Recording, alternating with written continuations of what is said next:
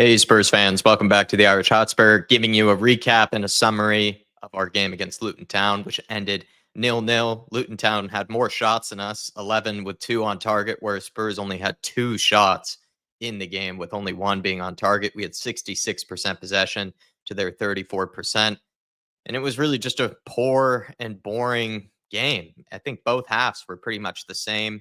I'd say the real theme of it was that there were a lot of anonymous sort of players out there, very few guys that really were having any sort of impact in any sort of manner in the game. And to be honest, Luton Town, while they did have maybe more shots than us, they really weren't that impressive either. They were definitely causing us some issues with the high press. They had also a decent, solid defensive shape as well. When we did get into their half, we struggled to really break them down.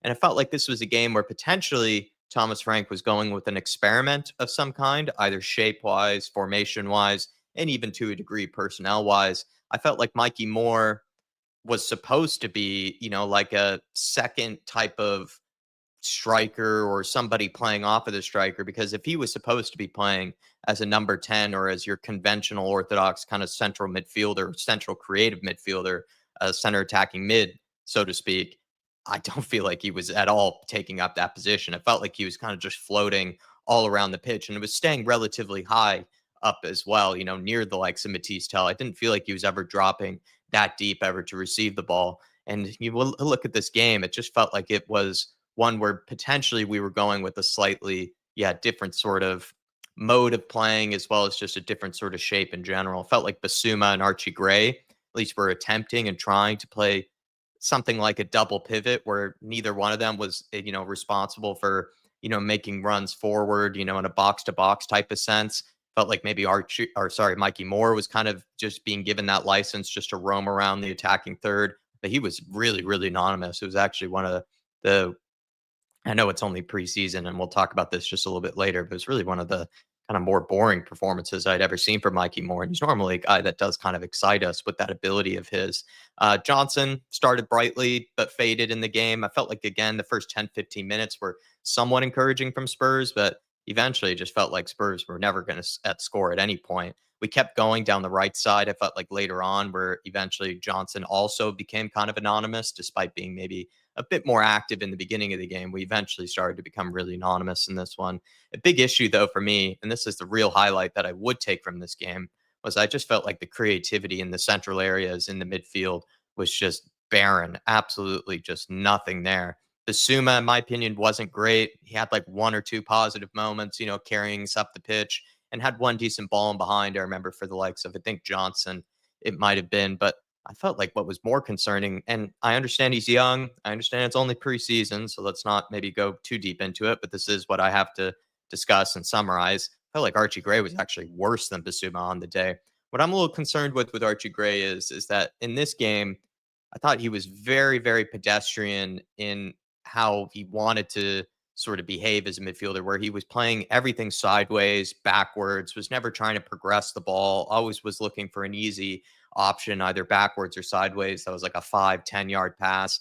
Later on in the game, like around the second half, he did attempt maybe a few more switches of play or kind of longer progressive passes, but then he wasn't even able to complete them, ended up overhitting them, I think, on 1 or 2 occasions, or just not placing them in the right manner. And he doesn't really as well show for the ball as much as other midfielders do. I felt like he's either hiding or he's being marked very easily as a midfielder by the Luton Town team, whereas Basuma found it easier to get onto the ball than Archie Gray did. So it's just something I'm a little concerned about, because I felt like last season, even though he wasn't given a ton of opportunities in midfield, Archie Gray, the ones that he was given, I thought he was pretty anonymous in those games too, and was actually ending up being one of the worst midfielders in those games. And I think he was kind of one of the worst midfielders in this one as well. It's just, I can't really say what he actually does in there. And I can't even say he has that many touches on the ball, which, as a deep lying defensive midfielder, is a bit of a worry for me. But again, I don't want to go too deep on him. It's just what I observed and what I noticed. And I do feel like it was a similar performance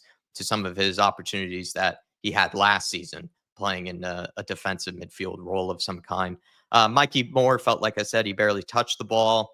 I just don't think there was any quality of any kind in this game from anyone at any point. When there was a chance to potentially put in a good cross, or there was a chance to have a good touch to set ourselves up for maybe an opportunity, we just weren't able to do it. When there was a chance to play someone in behind, it was overhit or it wasn't taken, or just things just weren't ever really manifesting themselves into any sort of type of quality of any kind. And even when there was a chance towards the end for, I think, Lancashire to score, ends up scuffing it and it ended up being a pretty poor finish at the end of the day. So it's just, yeah, a day of no real quality at any point. So I think it was a mix of an experiment of some kind. At least that's my theory by Thomas Frank, to go with some sort of different type of formation or shape, and maybe to a degree a different mix of personnel. These guys probably haven't played together in this sort of manner before. But then also it was a day of just no real quality, shining through, which is kind of what preseason is all about. So let me know what you think about, the preseason games thus far. I don't really want to read too much into it, but I think we still have to point out how the game went and what went wrong, what went right.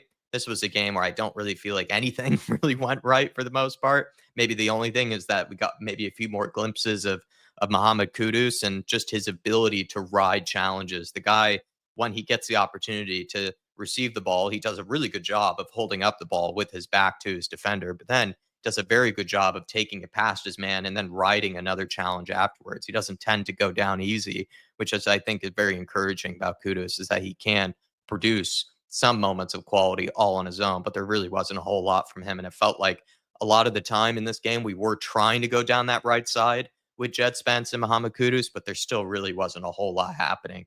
But let me know what you guys think. I don't really feel like this was a game to get that worked up about, but it wasn't really a game to, I think, bring about a ton of positives either. So let me know. My main takeaway was I potentially have some worries about Archie Gray as a midfielder, but he's still got a lot of time. He is very young. So don't get me wrong. I'm not writing him off or anything, but I'm just kind of seeing some similar vibes and similar performances to what he gave us last season in this preseason game. So that's my big takeaway.